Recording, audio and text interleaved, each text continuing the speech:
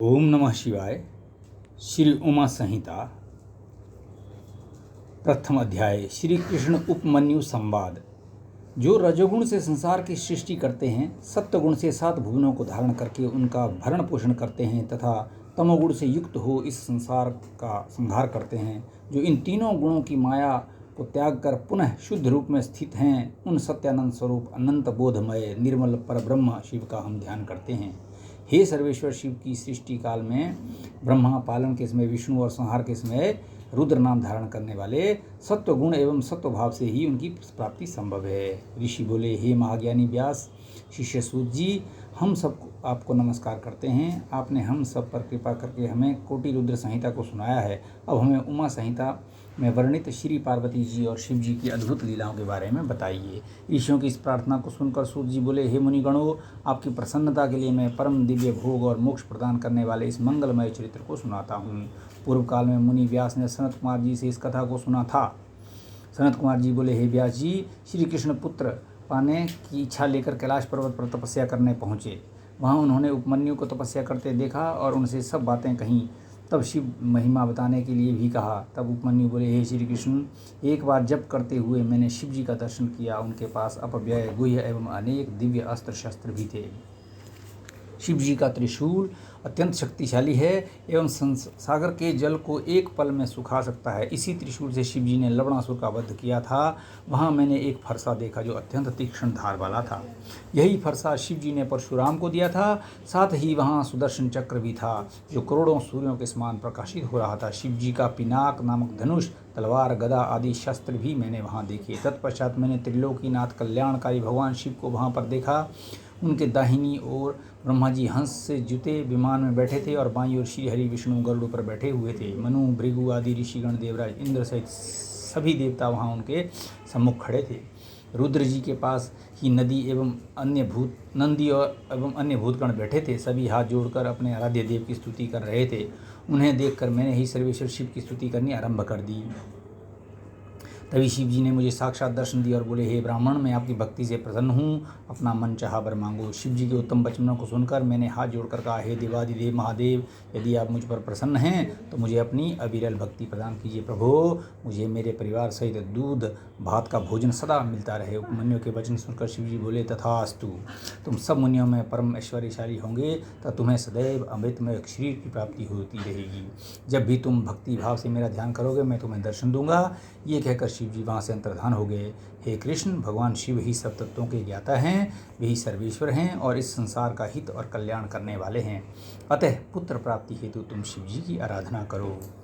दूसरा अध्याय, शिव भक्तों का आख्यान। श्री कृष्ण जी ने उपमन्यु से पूछा, हे ब्राह्मण महाराज, भगवान शिव के पूजन से जिन शिव भक्तों का उद्धार हुआ है, अर्थात शिव जी की विशेष कृपा जिन्हें प्राप्त हुई है, उनके विषय में बताइए। श्री कृष्ण के प्रश्न को सुनकर उपमन्यु बोले, हे कृष्ण, राक्षस राज हिरण्यकशिपु ने शिव जी को अपनी घोर तपस्या से प्रसन्न किया। तब उन्होंने उसे ऐश्वर्य संपन्न राज्य प्रदान किया। उसी का पुत्र नंदन भी शिव जी से वरदान पाकर युद्ध में विजयी हुआ और उसने देवराज इंद्र को 10,000 वर्षों तक अपना दास बनाए रखा।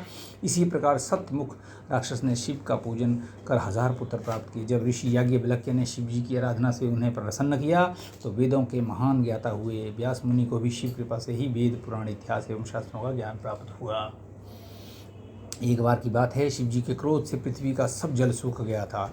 तब सब देवताओं ने शिव जी को उनकी आराधना करके प्रसन्न किया। उस समय शिव जी ने अपने कपाल से जल प्रकट किया था। राजा चित्रसेन भी भक्ति से प्रसन्न होकर शिव जी ने उन्हें निर्भय कर दिया। शिव भक्ति से एक साधारण से गोप श्री कर को परम सिद्धि प्राप्त हुई। समंतिनी के सोमवार के व्रत के पुण्य एवं भक्ति फल से शिव जी ने उनके पति चित्रांगद की रक्षा की। चंचुला नामक व्यभिचारिणी स्त्री के गोकर्ण में कथा सुनने से भक्त वत्सल भगवान शिव ने उसके सभी पापों का नाश कर दिया और उसके पति बिंदु को भी सद्गति प्रदान की। महाकाय नामक व्याध ने शिव भक्ति से सद्गति पाई। महामुनि दुर्वासा को शिव भक्ति से मोक्ष की प्राप्ति हुई। यही नहीं, ब्रह्मा जी ने शिव आराधना द्वारा इस पूरी सृष्टि की रचना की। मार्कंडेय जी भगवान शिव की कृपा से ही दीर्घायु हुए। भगवान शिव के वर से ही शांडिल्य जगत प्रसिद्ध एवं पूजनीय हुए। इस प्रकार मैंने आपको शिव जी के अनेक भक्तों के बारे में बताया है जिन्हें शिव कृपा से रिद्धि सिद्धि की प्राप्ति हुई।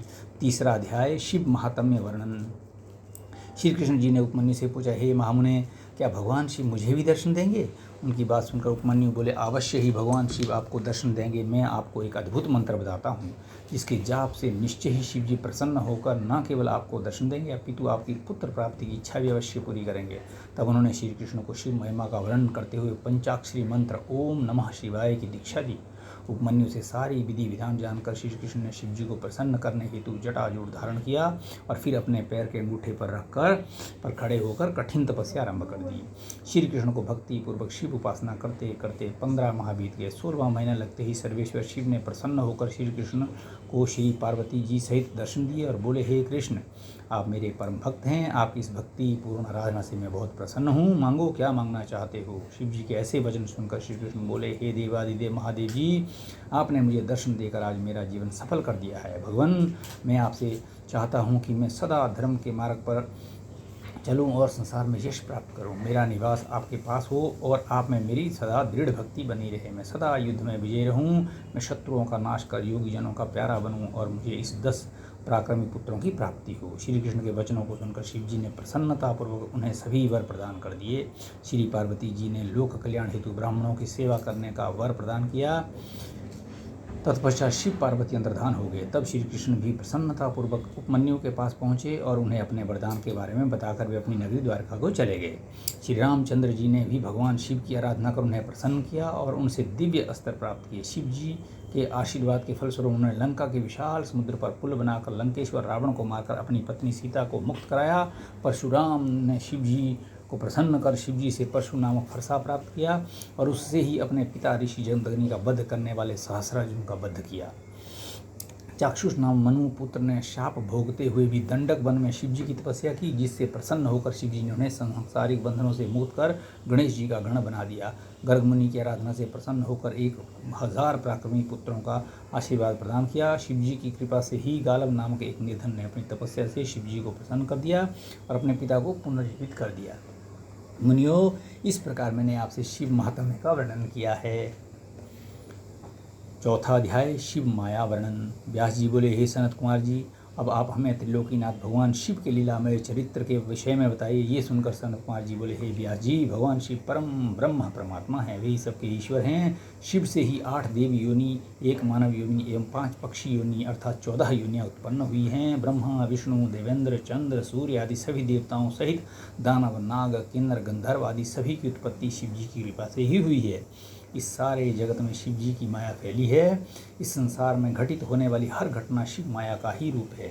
उनकी आज्ञा के बिना इस धरती पर एक पत्ता भी नहीं हिलता है। सर्वेश्वर शिव की माया के कारण ही पूरा जगत कामदेव के अधीन हो जाता है। उनकी माया से मोहित होकर ही देवराज इंद्र महामुनि गौतम की पत्नी अहिल्या पर आसक्त हुए थे, जिसके फलस्वरूप उन्हें शाप मिला था। श्री हरि विष्णु शिव माया के कारण ही स्त्रियों में विहार करने लगे थे। चंद्रमा भी मोहित होकर अपने गुरुदेव की पत्नी को भगाकर ले गए थे और पाप के भागी बने थे। तब शिव जी भक्ति से उन्हें शाप से मुक्ति मिली थी। एक बार मित्र व वरुण देव भी शिव माया से मोहित होकर स्वर्ग की अप्सरा उर्वशी पर आसक्त हो गए थे, जिससे दोनों का शक्तिपात हो गया था। मित्र ने अपनी शक्ति घड़े में डाल दी थी, जिससे मुनिवर वशिष्ठ उत्पन्न हुए, जबकि वरुण देव ने उसे जल में त्यागा। इसके फलस्वरूप बड़वानल जैसे तपस्वी अगस्त्य पुत्र प्राप्त हुए। गौतम ऋषि का शारदूती पर मोहित होने के पीछे एक महान कार्य अस्त्र शस्त्रों के महान ज्ञाता द्रोणाचार्य का जन्म हुआ था। यही नहीं, महामुनि विश्वामित्र का जन्म स्वर्ग की अप्सरा मेनका पर मोहित होना भी शिव माया का ही एक रूप था। लंकेश्वर रावण का सीता जी को उठाकर ले जाना भी रावण को श्री राम द्वारा मारे जाने के निमित्त था। इस प्रकार इस ब्रह्मांड में घटने वाली प्रत्येक घटना शिव जी की इच्छा के अनुसार ही होती है। शिव जी की माया पूरे जगत में व्याप्त है, जिसका पूर्ण वर्णन करना मेरे लिए क्या किसी के लिए भी संभव नहीं है। 5वां अध्याय, नरक में गिराने वाले पापों का वर्णन। व्यास जी बोले, हे मुनीश्वर, इस संसार में पाप कर्म करने वाले पापी मनुष्य सदा नरक के भागी बने होते हैं। ऐसे नरक जाने वाले प्राणियों के विषय में मुझे बताइए। व्यास जी के वचन सुनकर सनत कुमार जी बोले, हे व्यास जी, इस संसार में अनेक प्रकार के पाप कर्म होते हैं, जिनके कारण मनुष्य को नरक जाना पड़ता है। पर स्त्री की इच्छा, पराया धन पाने की इच्छा, दूसरों का बुरा सोचना, अधर्म करना, ये सब मन के पाप होते हैं। इसी प्रकार झूठ बोलना, कठोर बोलना, दूसरों की चुगली करना, ये वाणी द्वारा किए गए पाप कर्म होते हैं। अभक्ष, भक्षण करना, हिंसा करना, असत्य कार्य करना एवं किसी का धन वस्तु हड़प लेना, ये सभी शारीरिक पाप कहे जाते हैं और इनका फल बहुत भयानक होता है। अपने गुरु अथवा माता पिता की निंदा करने वाले महापापी नरक में जाते हैं। यही नहीं, ब्राह्मणों को कष्ट देना, शिव ग्रंथों को नष्ट करना भी महापाप माना जाता है। जो मनुष्य भगवान शिव की स्तुति एवं पूजन नहीं करते और न ही शिवलिंग को नमस्कार करते हैं, वे भी नरक के भागी होते हैं। बिना गुरु की पूजा के शास्त्रों को सुनने की कोशिश करने वाले, गुरु सेवा से जी चुराने वाले, गुरु त्यागी एवं गुरु का अपमान करने वाले नरकगामी होते हैं। ब्रह्म हत्या करने, मद्यपान करने, गुरु के स्थान पर बैठने तथा गुरु माता को दृष्टि से देखने वाले नरक में जाते हैं।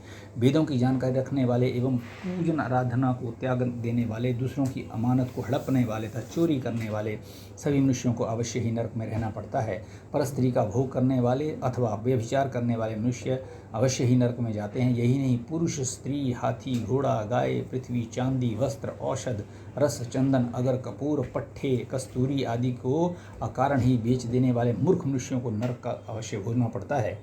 हे मुनियों, इस प्रकार मैंने आपसे ऐसे कृत्यों का वर्णन किया है जो महापाप माने जाते हैं और जिनके कारण मनुष्य को नरक की घोर कष्टदायक यातनाएं झेलनी पड़ती हैं। 6वां अध्याय, पाप पुण्य वर्णन। सनत कुमार जी बोले, हे व्यास जी, किसी भी बात पर घमंड या अभिमान करना, क्रोध, कपट या साधुओं से द्वेष रखना, किसी अन्य पर अकारण कलंक लगाना, शिवालय के वृक्ष और बगीचे में लगे पेड़ के फल फूल टहनियाँ तोड़ना एवं हरियाली को उजाड़ने वाले, किसी के धन को लूटने वाले अथवा किसी के धन धन या पशुओं को चुराने वाले, जल को अपवित्र करने वाले, स्त्री या पुत्र को बेचने वाले, अपनी स्त्री की रक्षा न करने वाले, दान न करने वाले, असत्य बोलने वाले, शास्त्रों के अनुसार कार्य न करने वाले, दूसरों की निंदा करने वाले, पितृयज्ञ व देव यज्ञ न करने वाले, व्यभिचार करने वाले एवं भगवान में आस्था न रखने वाले सभी मनुष्य पापी कहे जाते हैं। पर स्त्री पर आसक्त होना, हिंसा करना, बांस, ईंट, लकड़ियाँ, पटिया, सींग, काल आदि से मार्ग रोककर दूसरों की सीमा हथिया लेना, पशुओं एवं नौकरों से बुरा व्यवहार करने वाले एवं उन्हें दंड देने वाले, भिखारियों को भिक्षा न देने वाले, भूखे को भोजन न देने वाले, शिव मूर्ति को खंडित करने वाले, गाय को मारने वाले, बूढ़े बैल कसाईयों को देने वाले, दीन वृद्ध दुर्बल रोगी को सताने वाले, शरणागतों पर दया न करने वाले मूर्ख मनुष्य पाप के भागी होते हैं। अन्याय करने वाला राजा, ब्राह्मणों से कर वसूलने वाले, गरीबों से छीनकर धन एकत्रित करने वाले मनुष्य नरकगामी होते हैं। ब्राह्मण कुल में जन्म लेने के पश्चात भी बढ़ई, वैद्य, सुनार, शिल्प करने वाले, ध्वजा बनाने का कार्य करने वाले मनुष्य भी पापी होते हैं। जो किसी अन्य स्त्री को चुराकर अपने घर में रखते हैं, महापापी होते हैं। नीति के विपरीत व्यवहार करने वाले, घृत, तेल, अन्न, पेय, शहद, मांस, मद्य, कमंडल, तांबा, सीसा, रांगा, हथियार, शंख आदि की चोरी करने वाले वैद्य वैष्णव नरकगामी होते हैं। पशु, पक्षी, मनुष्य, दानव आदि सभी पापियों को निश्चय ही यमराज के अधीन जाना पड़ता है। एक दूसरे से असमानता का व्यवहार करने वाले दुष्ट पापियों को दंड देने वाले सभी के शासक यमराज हैं और मरने के पश्चात मनुष्य को यातनाएं भोगनी ही पड़ती है। इसलिए मनुष्य को अपने जीवन काल में ही अपने पापों का प्रायश्चित अवश्य कर लेना चाहिए। बिना प्रायश्चित किए पापों का नाश असंभव होता है। जो भी मनुष्य मन, वाणी और शरीर द्वारा जाने अनजाने में पाप करता है, वह अपने दुष्कर्मों का अवश्य फल ही भोगता है। ओम नमः शिवाय।